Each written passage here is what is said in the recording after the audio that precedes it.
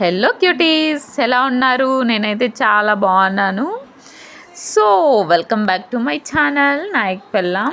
So ముందుగా మీ అందరికీ happy independence day. So నేను చేసిన డిఐవైస్ షార్ట్స్లో అయితే చూసుంటారు కదా, నిన్న మొన్న అయితే ఆ డిఐవైస్ క్లియర్గా ఎలా చేశాను ఏంటి అనేది అయితే ఈ వీడియో ఉంటుంది. లాస్ట్ వరకు అయితే చూడండి. నచ్చితే ఒక లైక్ ఇచ్చేసేయండి అండ్ ఫాలో అయిపోండి ఛానల్ని. అయితే ఇంట్లో చిన్నపిల్లలు ఎవరైనా ఉంటే ఇంట్లో ట్రై చేయొచ్చు. సో మీరు ట్రై చేయండి, పిల్లలైతే చాలా హ్యాపీగా ఫీల్ అవుతారు. సో ఈ బ్యాచ్ కూడా నేను చేసింది అయితే మా బాబు వేసుకొని అయితే వెళ్ళిండు వాళ్ళ స్కూల్కి. అండ్ ఇప్పుడైతే వీడియోలోకి వెళ్ళిపోదాము. ఫస్ట్ అయితే అట్ట బాక్స్ అయితే నా దగ్గర ఉండింది.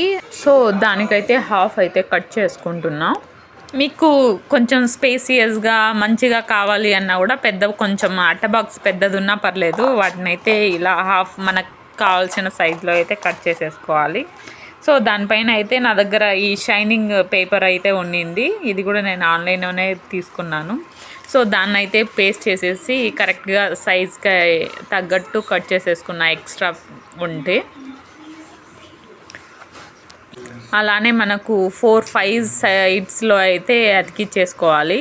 జెండా కలర్ ఉంటే ఇంకా బాగుండు, కానీ నా దగ్గర ఉండిండలేదు అందుకని. బట్ నా దగ్గర ఉండిండలేదనేసి నేనైతే ఉన్న కలర్స్తో అయితే ఇలా పేస్ట్ చేసేసాను. సో ఇంకా నెక్స్ట్ వచ్చేసి మనకు స్పూన్స్ పెట్టుకోవడానికి అనేసి ఈ పేపర్ అయితే కట్ చేస్తున్నా. చిన్న 1/2 ఇంచ్ కూడా కాదు, 1 సెంటీమీటర్ అంత పేపర్ కట్ చేసేసుకొని ఆ లెంత్లో, ఆ విడ్త్లో, ఈ లెంత్లో అయితే కట్ చేసేసుకొని రోల్ చేసుకోవాలి, స్పూన్ పట్టేలాగా చూసుకొని. ఇంకా అలానే అయితే ఒక 4 చేసుకోవాలి. ఆ 4ని అయితే మంచిగా పేస్ట్ చేసేసుకోవాలి మనకు కావాల్సిన ప్లేస్లో. 3 అంటే 3 కలర్స్ సెల్యూట్ చేస్తున్నట్టు 3 స్పూన్స్ కాబట్టి 3 పెట్టేసి ఇంకా తర్వాత జెండా కోసం అనేసి పక్కన ఇంకొకటి అయితే అలా పేస్ట్ చేసేసాను.